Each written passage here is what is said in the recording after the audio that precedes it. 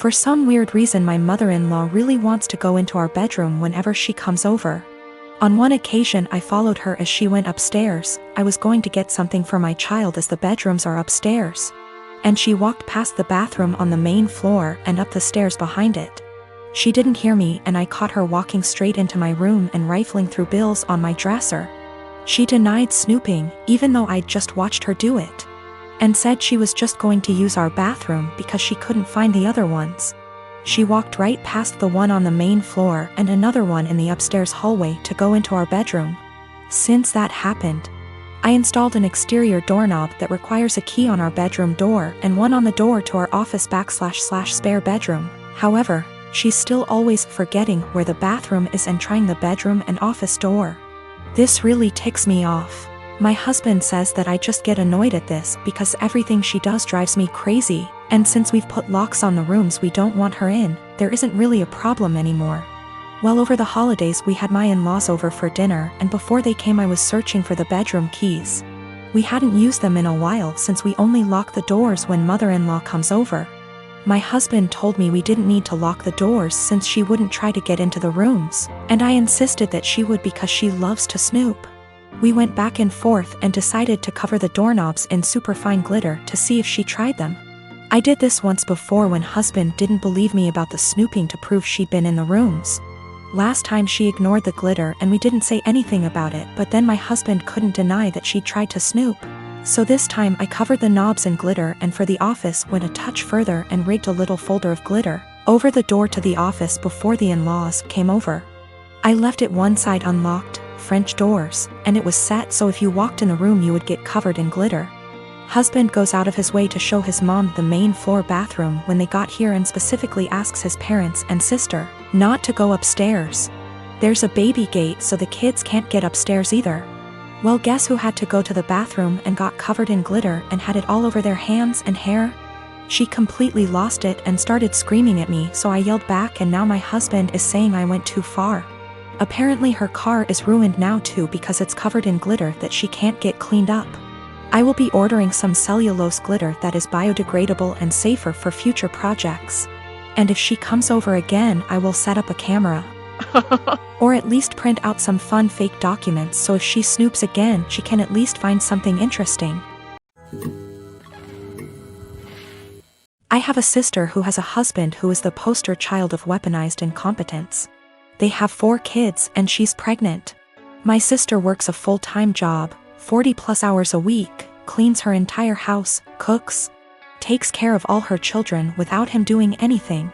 It is seriously mind-blowing that she wakes up at like 4 a.m., cooks breakfast, does chores, gets all of her kids ready for school, takes them all to school and daycare, and all he does is stay home and work. And when his kids get home, after my sister picks them up, of course, he will play with them for a little and play video games until he falls asleep. She actually makes more than him. My fiancé and I had to stay with them for 6 weeks while our home was being renovated, and since we both WFH, we helped her, and it is amazing how much happier she is when she has help. I helped with the kids and my fiancé even drove her to doctor's appointments. Her husband literally only acknowledges he is a parent when his family is around, then he is a God-fearing, hard-working father of 5. He is the one that wanted more kids. She wanted to stop after her last baby, but he needed more boys. I am seriously concerned not only for her, but her kids as well, because now her oldest is seeing what's happening and trying to help, but my sister is prideful and refuses to let her child do anything. Me and this man have never gotten along. He's been acting like this since their 8-year-old was born. I've tried talking to her about leaving, but she doesn't want her kids to grow up in a broken home. And unfortunately her experience with our parents' divorce was completely different than mine, so she doesn't understand that a divorce would benefit her kids here because she thinks they need their mom and dad together. Cut to this past weekend, her and her husband threw a pre-Thanksgiving potluck where our entire family plus his was there. I stayed with my sister a few days before because I knew he wouldn't help. So we're at dinner all talking, and I mention we are trying for a baby, and my brother-in-law makes an offhanded comment to him about how hard fatherhood is. And I snapped and said, like you would know. He looked taken aback and asked me what I meant, and I unloaded on him. calling him a pathetic excuse for a man who makes my 8 months pregnant sister do everything for their family. I went off for a solid 10 minutes and he sat there shrinking in his seat. I left. Last night my sister called me and thanked me for standing up for her and told me she appreciated me. Although today I got a very nasty text from him telling me I'm a terrible person and because I lied. In front of his family his mom is angry at him and is moving in with them to help her out, and I've made him the laughingstock of his family. He certainly thinks so. When I was a teenager my dad bought me a classic 1972 Ford Bronco. It was my true passion and I don't recall a memory from high school that somehow doesn't involve that truck. Plus my dad and I would spend hours and hours working on it together, and we went through that especially father/son rough patch. When I was teenager it was always that Bronco that brought us back together. I made a huge mistake and sold the truck when I turned 19 and my dad died of a heart attack 2 months later, so while not logical, I've always felt a karmic connection between the two events. We had a baby in early February. She is our first and the light of my life. My wife is doing well, but she's back at work and she's realized that she hates all the daycares we've tried and really wants to be a stay-at-home mom, and plus she's still very hormonal from delivery. Lack of sleep and breastfeeding, so she's having a rough time and is angry a lot. I guess I need to say this. 2 weeks ago I was driving through our town's warehouse district and saw a Bronco that was pretty beat up but resembled mine. I stopped just for nostalgia's sake and the owner came out and let me take a look inside. My dad and I had glued a wheat penny under the dash as sort of security measure, so I just sort of checked, and goddamned if it wasn't my Bronco. I asked him if he'd ever consider selling it. He said actually someone was on I-25 as we spoke from Colorado to buy it for $21,000. I freaked out and asked him if I could buy it right then and there for $23,000.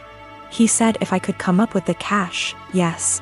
I had been procrastinating setting up a 529, so I had $12,000 in savings that my wife's parents had given us. I maxed out my credit card to Venmo and my mom bought down a check for $4,000 and I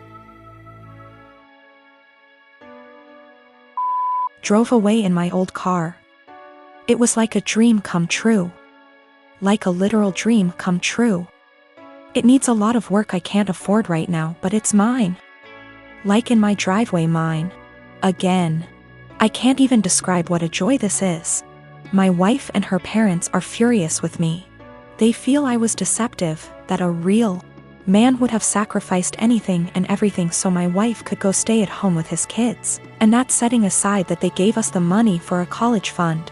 My point is my daughter is only 6 months old, we have 18 years to set up a college fund of her. But this Bronco means everything to me, and if I wouldn't have acted it would have been gone forever. Now it can be that same connection between me and my kids. To me it's the literal meaning of happiness.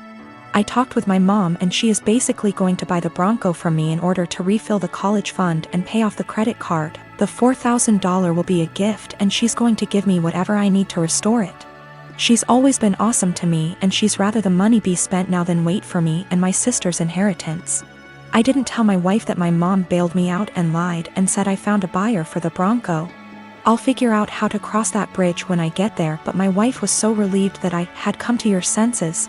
I don't want to disappoint her. It's going to take all my lying skills to pull this one off over the next few years. I and my fiancé have been together since our sophomore year of college, so around 5 years now. My mom had an affair with a coworker when I was 16, leading to my parents' divorce. She has been single ever since, going on dates but no serious relationships.